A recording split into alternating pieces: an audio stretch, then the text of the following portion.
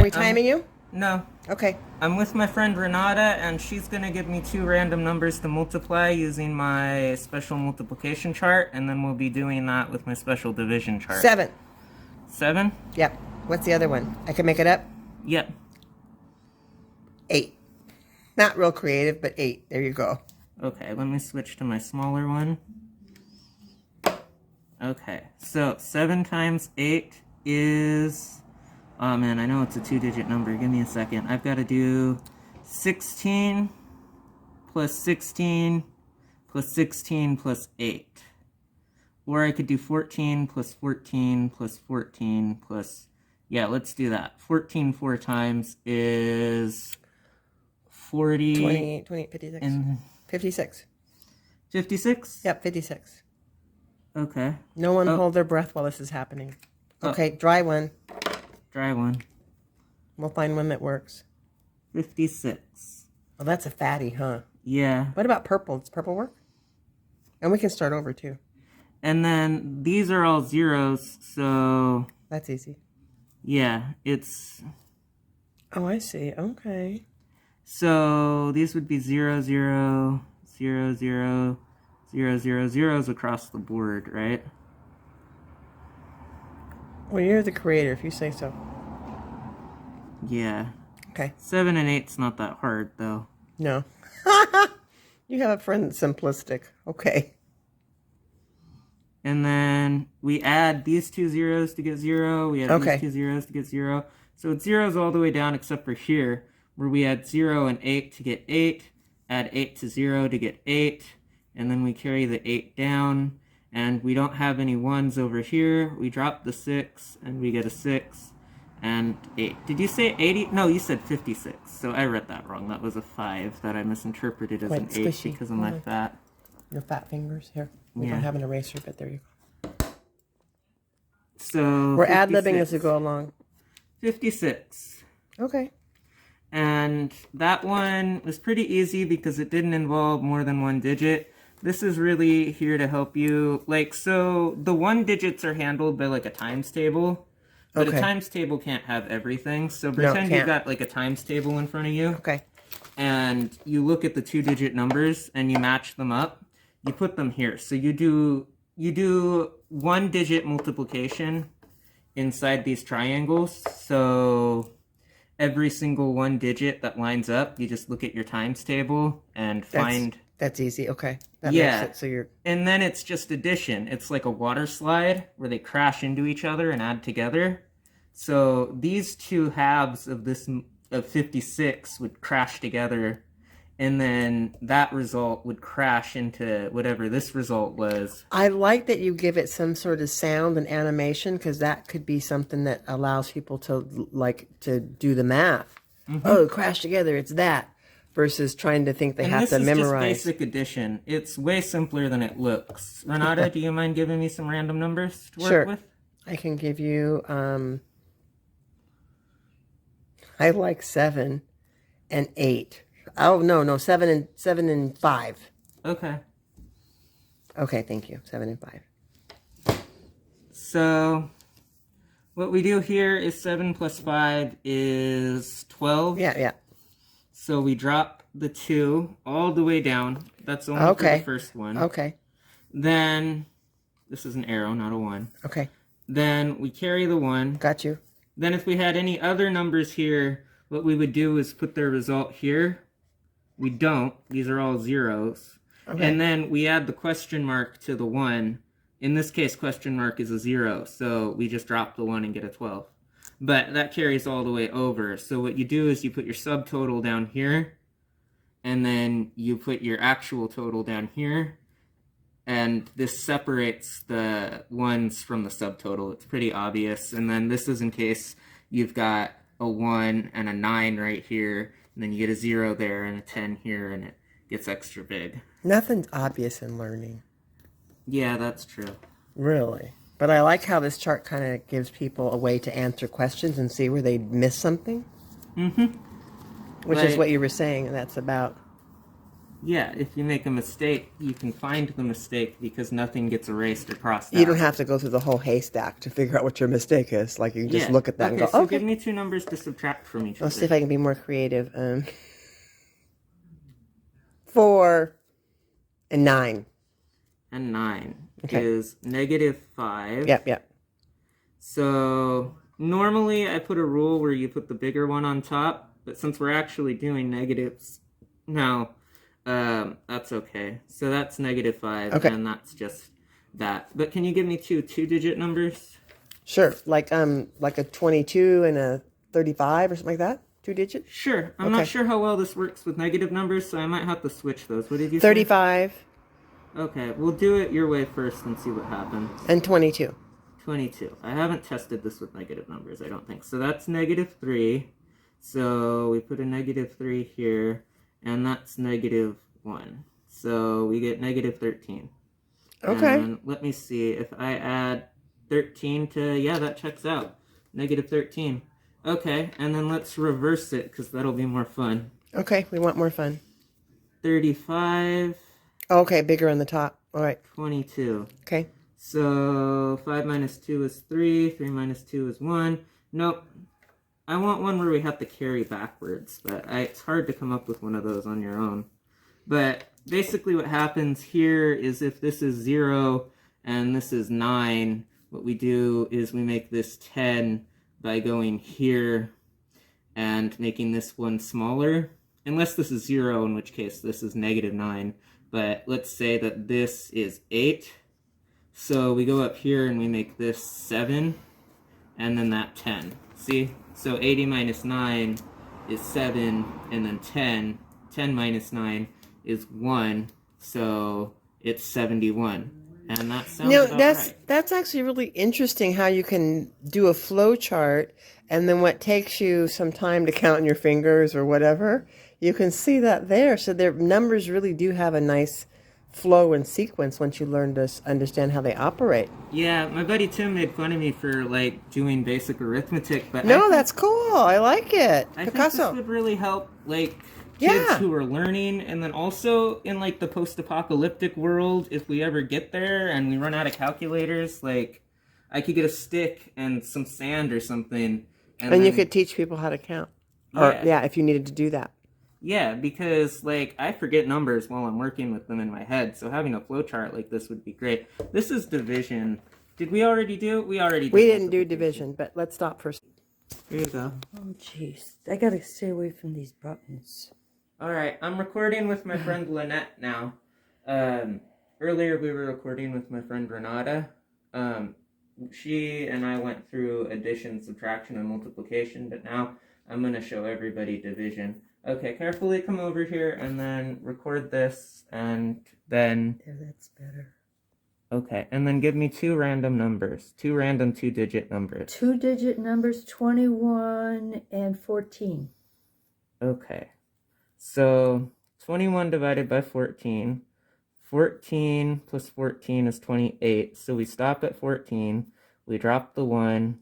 And we follow this line over here. And we put the 1. Then we subtract 14 from 21, which gives us 11 and 1, and then let's see, that gives us 0.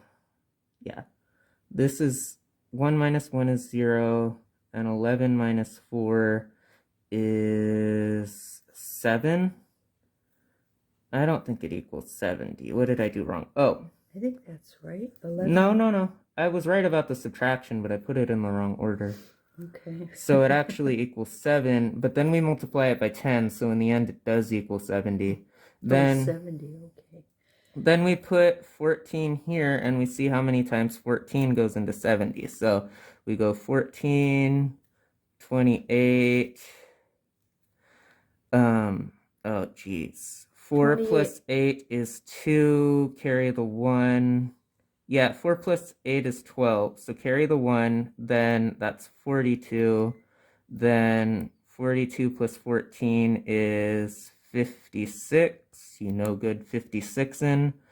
Then 56 plus 14 is 70? No. Yeah, wait, hold on. 4 plus 6 is 10. So that makes that 60. 60 plus 10 is 70. So then, yeah, that's 70. So then we put 1, 2, 3, 4, 5 here. We follow the line. There. And then we drop a 5. And then we put 70 here and 70 here, and we get 0, 0, 0. So then we put 0, 0, 0, 0 here, and 14 here. 14 goes into 14 0 times, so we put the 0 there, and we drop the 0 there, and then we get 1.5. So, Oh, that 5 is not clear. so the answer is 1.5, and then I will check on a calculator to see if that's Yeah. what it actually Yeah. equals. May I use your phone? Where? Oh, there it is. Yeah, okay. Here, let's switch hands. Unlock your phone, and then I'll get the calculator out and double check. Okay. Okay, you want the calculator on my phone? Yes, please. I've got to figure out where that is. Okay, hold on here. Here's the calculator right. Okay. 21 divided by 14. Before you do that, though, you It erase that. equals 1.5, so we were right on point. There might be some previous data in there that you needed to clear out on my computer calculator. I don't think anything previous showed up. Okay. Okay. So we were dead on. So this is a division machine. It works for two two-digit integers, and it gives you 4 sig figs. And basically what you do is you put an addition here. 1, 2, 3, 4. And that's for how many sig figs you want at the end. So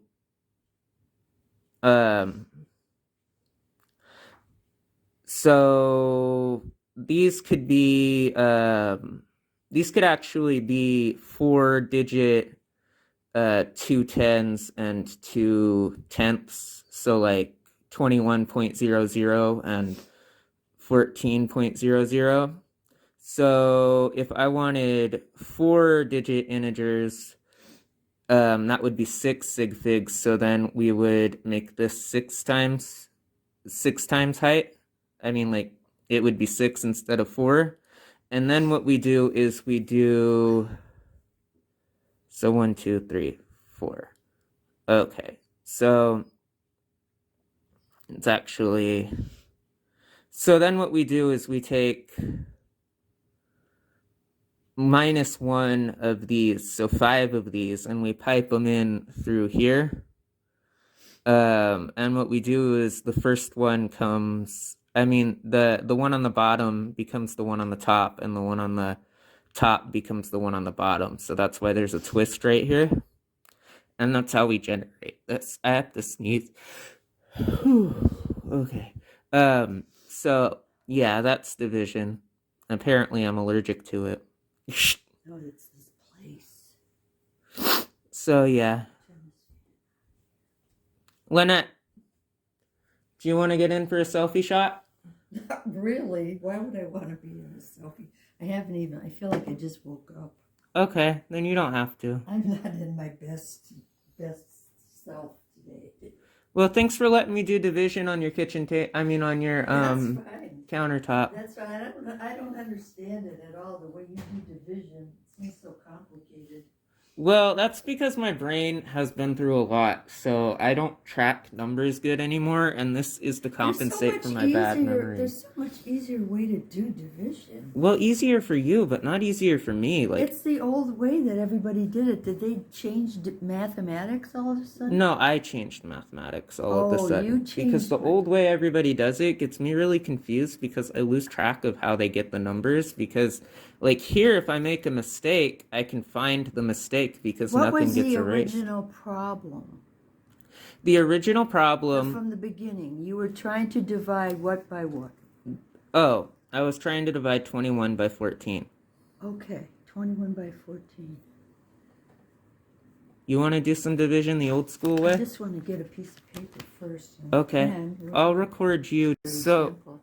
we had a competition where I used my method and a new number, 35 divided by 74, to get 0.47. And if you do this on the calculator, it says 0.472, blah, blah, blah. It's a trailing decimal. This will get you the first two sig figs, significant figures.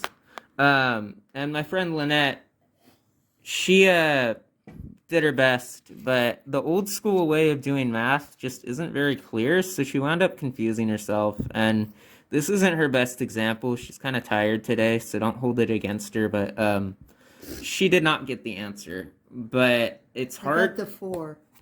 It's hard to follow what she tried to do because there's all this crossing out and all these like disappearing and reappearing numbers. Like that's what I hate about like traditional math professors. I love them because they're smart, but I hate them because they hide their work.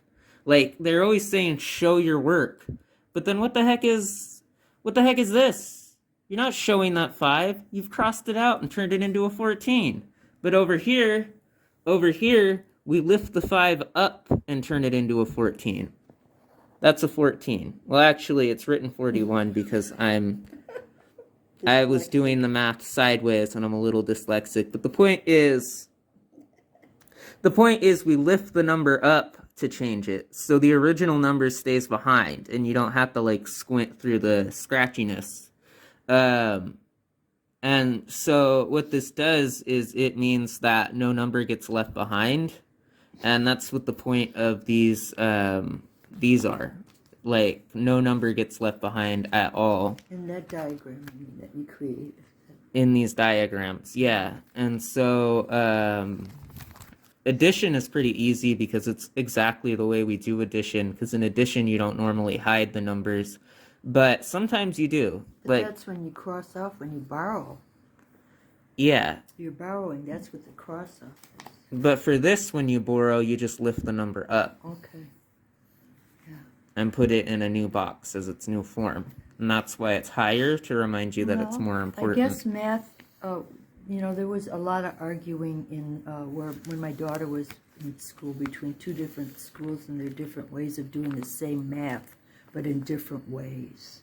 Yeah, and this one is multiplication. It looks like a particle diagram. It kind of is. Yeah, that's kind of a weird diagram there. Yeah, so what you do is you put the numbers in these boxes. So but don't you think 5, it would help if you would label it, like put your numbers here or something? I did a one with labels on it, but that was just for teaching. I put that on Facebook. That would be a good idea. Your most significant figure is the one to the left or the one to the top. So 5,000 would go 5, 0, 0, 0, and 4,999 would go 4, 9, 9, 9. And then what you do is you multiply 9 by 0, you multiply 9, you multiply all these 9s by all these zeros, and then you multiply 9 by 5, 9 by 5, 9 by 5, 4 by 5, 4 by 0, 4 by 0, 4 by 0. And then what you do is you take these two and you crash them together, these two and you crash them together, these two and you crash them together, and then this one and this one and you crash them together. And when I say crash them together, I mean addition. So by crash them together, I mean you just do basic addition after you do simple multiplication. So it's just simple 1-digit multiplication to get a 2-digit answer, a 1 or 2-digit answer depending on what your number is. Then after that, it's basic addition where you get an answer. And anytime you carry a 1, it travels all the way back up here and you put the tally there. So for every carried 1, you put a tally at the end of the line. What's a tally? You know what a tally is. No, I don't. You mean a total? No, you put a 1 and you just stack the ones up. Oh, I didn't know that. And then when you come to the bottom, you take all of your ones, you turn them into a number, and then you crash your two final numbers together in a final act of addition to get the number that is your final number. And then this is your answer once you've done that for all of them. And so the great thing about this, even though it looks super complicated, is once you get over the fact that it looks super complicated, it's actually a really useful tool because you don't lose your place. You won't forget where you were. Oh, that's a good point. You won't forget where you were, and you can like leave it half finished over the weekend and then come back to it and like finish it. Or if you screw up, you can trace to where a 7 suddenly, or where a 6 suddenly became an 8, and you can erase it and fix it and then do all over again. And yeah, so that's what's really great about these. I tried to make them print outable, so I redid them in this format, and I'll post a YouTube link to a Google Doc where you can, to my Google Drive where you can get these printouts. I originally drew them by hand, but then I used some flowchart software called YEd. It's free flowchart software to make these charts that have like clean lines and everything so that everything is nice and easy and all that. This one would be easier to write in with like an actual pen because it's so tiny, but I like putting them in plastic sleeves and using dry erase because even though it's harder to see what the number's supposed to be, you can erase it when you're done, so I don't have to keep printing this out over and over again, and I can save on toner. Use a blackboard, a little hand chalkboard. Yeah, Could do that too. Yeah.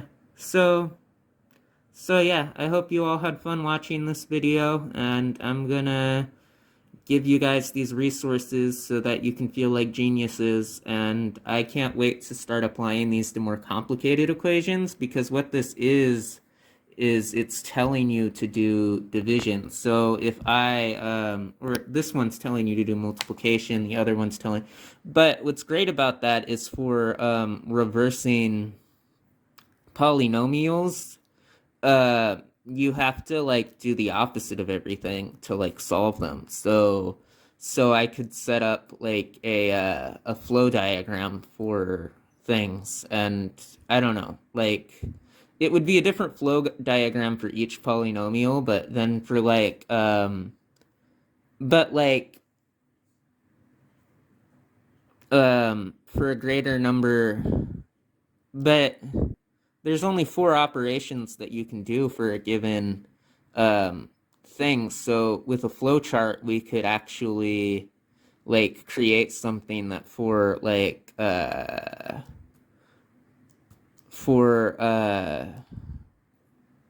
trinomial through a pentanomial, we have like a flowchart that says if it's addition, do this. If it's subtraction, do this. If it's multiplication, do this. If it's division, do this. If it's a square, do this looped, and so on and so forth. So what these are machines that can be like applied to like a bigger structure. So we can create flowcharts of mathematical things and turn them into mechanical entities or pseudo-mechanical entities. And that's what I love about it. It's a fusion of art and math. Like, there's no reason this has to be a trapezoid. In my original drawings, it was a tombstone shape.